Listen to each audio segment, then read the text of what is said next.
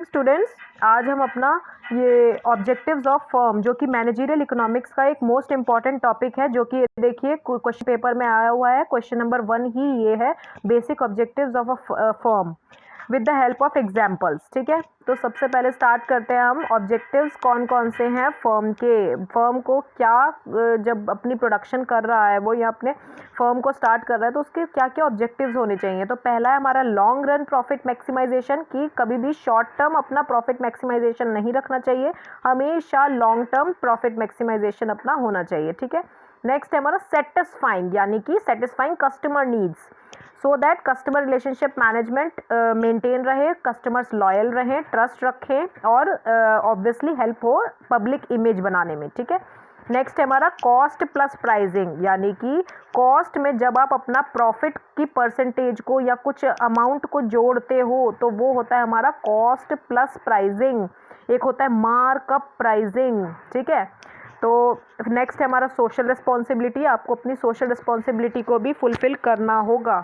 Next है हमारा sales maximisation theory और ऑर्गेनाइजेशनल थ्योरी। ठीक है, तो नेक्स्ट है देखो मेन ऑब्जेक्टिव्स इसमें अलग थोड़े से दिए हुए हैं सो दैट कि नंबर ऑफ हमारे जो ऑब्जेक्टिव्स हैं वो बढ़ जाएं। ठीक है, profit maximisation, sales maximisation, increased market share यानी कि market dominance, social environmental concern, social environmental concern में सोशल यानी कि सोसाइटी से रिलेटेड और एनवायरमेंटल यानी कि जो हमारे नेचुरल एनवायरनमेंट को डिस्ट्रॉय कर रहे हैं ड्यू टू कार्बन एमिशन और जो भी ग्रीन हाउस गैसेस की जो है डीजल्स और पेट्रोल्स के व्हीकल्स, उनकी वजह से जो दिक्कतें हो रही हैं हमारे एनवायरनमेंट को, उससे रिलेटेड ऑब्जेक्टिव्स भी होने चाहिए फर्म के। ठीक है, नेक्स्ट है profit satisfying obviously through customer relations maintain करके। ठीक है, फिर कोऑपरेटिव्स।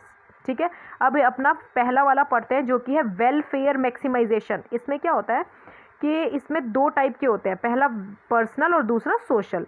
तो people who make decisions for a business are in fact people, they have likes and dislikes. Obviously हर पर्सन की अपनी लाइक्स और डिसलाइक्स होती हैं, तो they have personal goals and aspirations just like people who don't make decision for the firm.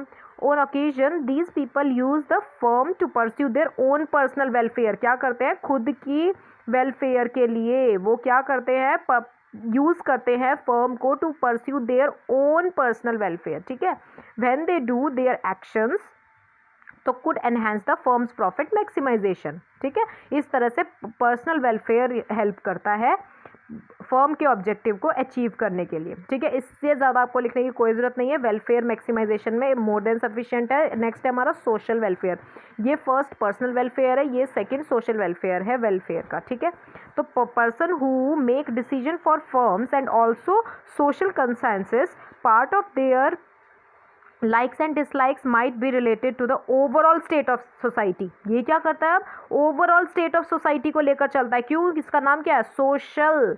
तो as यहाँ पे क्या था हमारा पर्सनल, पर्सनल वेलफेयर को देखता था, ये यहाँ पे ओवरऑल सोसाइटी के सोशल वेलफेयर को देखेगा। ठीक है, तो as such they might use, क्या यूज करते हैं वो firm to pursue the social welfare which could enhance, जो एनहेंस करता है और प्रिवेंट करता है फर्म के प्रायर प्रॉफिट मैक्सिमाइजेशन को।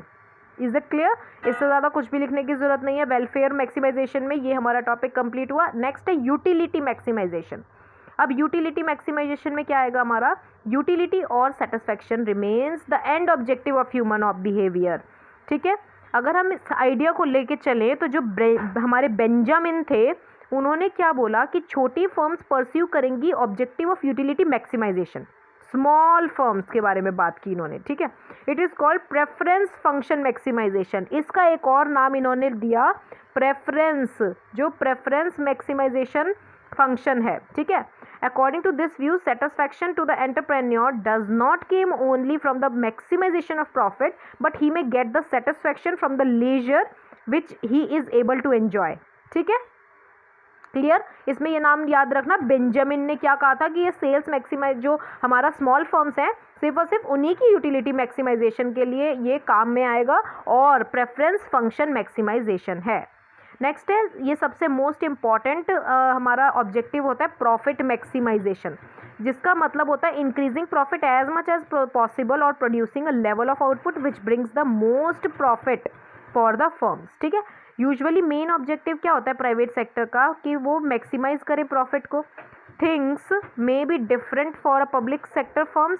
Main objective of public sector firms may be to supply the best service in the past, although nowadays they are offering services in the more sector। समझ आ गया main objective क्या है इसका private sector का, कि वो maximise करे profit को। हाउएवर फर्म्स में भी डिफरेंट फ्रॉम सोशल, मतलब पब्लिक सेक्टर फर्म से तो ये डिफरेंट ही होती है ना। तो हमारा क्या हुआ, इस वाले क्वेश्चन का ये कंप्लीट हुआ। ये जो क्वेश्चन था हमारा objective of the firm, objective of the firm हमने आज क्या क्या पढ़ी, profit maximisation.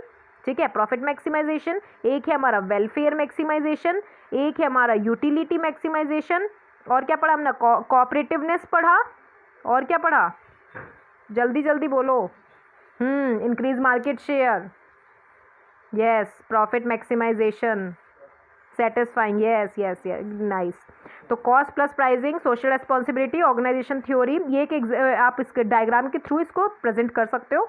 Social environmental concern, और बाकी इन तीन को एक्सप्लेन कर देना, मोर देन सफिशिएंट है 10 नंबर के क्वेश्चन में। ओके, सो अब नेक्स्ट है हमारा डिसीजन सर्टेन, जो डिसीजन मेकिंग अंडर अनसर्टेन वाला, उस वाले टॉपिक को आज हम कंप्लीट करते हैं।